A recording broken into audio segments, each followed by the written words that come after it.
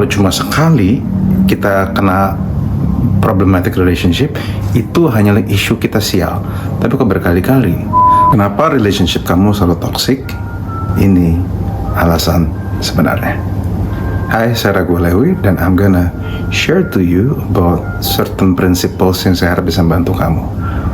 Sudah cukup sering ada orang datang ke saya dan mereka nanya sama saya, kenapa cowok zaman sekarang nyebelin?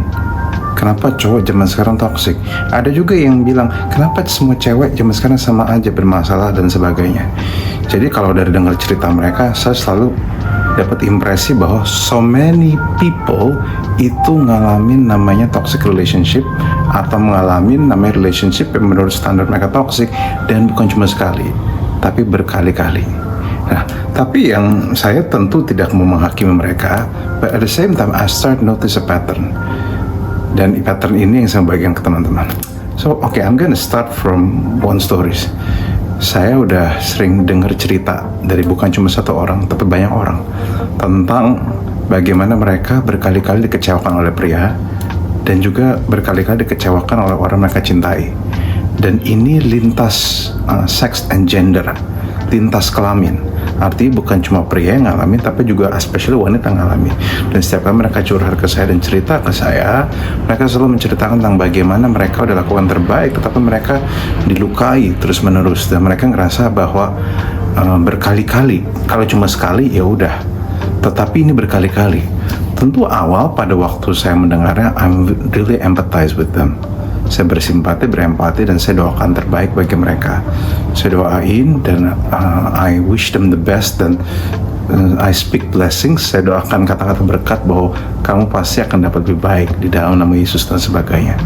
Tetapi kalau misalnya ini berlangsung berulang-ulang, berarti ini kita tidak bisa sepenuhnya menyalahkan orang. Kenapa? Karena kalau misalnya berulang-ulang, kita juga harus memikirkan di antara 3 atau 4 relationship itu yang toksik itu apa persamaannya? Persamaannya ada kita dalamnya. Berarti kalau cuma sekali kita kena problematic relationship, itu hanyalah isu kita sial. Tapi kalau berkali-kali, tampaknya kita pun harus memikirkan ulang bagaimana kita saling tarik-menarik dengan lawan jenis, dan bagaimana pola yang kita pakai untuk menarik mereka, bagaimana value yang kita pakai untuk menarik mereka, magnet yang kita pakai untuk menarik mereka. Kita juga perlu memikirkan ulang soal hal seperti itu. Saya cuma kasih contoh.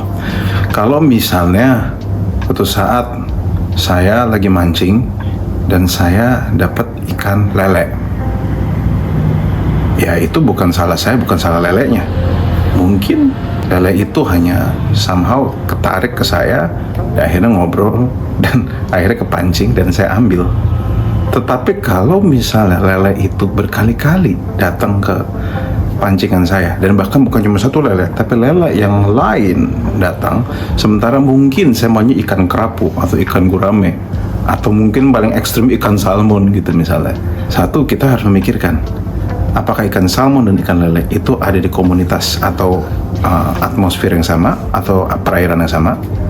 Dan yang kedua, kail apa, umpan apa yang kita pakai sampai kita memancing ikan yang sama terus menerus. Nah, analogi ini yang saya mau pakai untuk kita menjelaskan.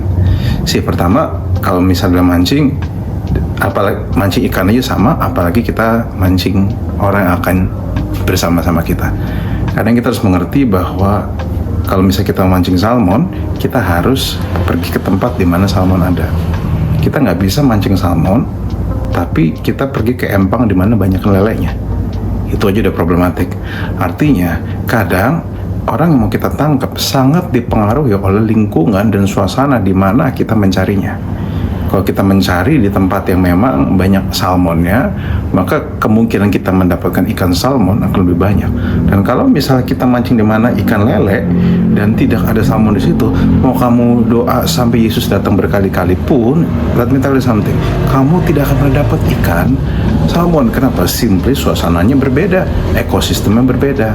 Nah, kadang kalau kita sering ketangkep sama ikan yang salah, jodoh yang salah, atau pasangan yang salah, kita juga perlu mengerti kita nangkepnya di mana, lingkungannya lingkungan tempat kita ketemu, apakah itu lingkungan yang empower orang-orang benar untuk ada di situ, atau lingkungan yang kamu alami atau lingkungan tempat kamu mengalami juga hanyalah lingkungan yang dimana banyak orang problematik tinggal di situ. Dan saya harap ini make sense dan mudah dicerna. Thank you.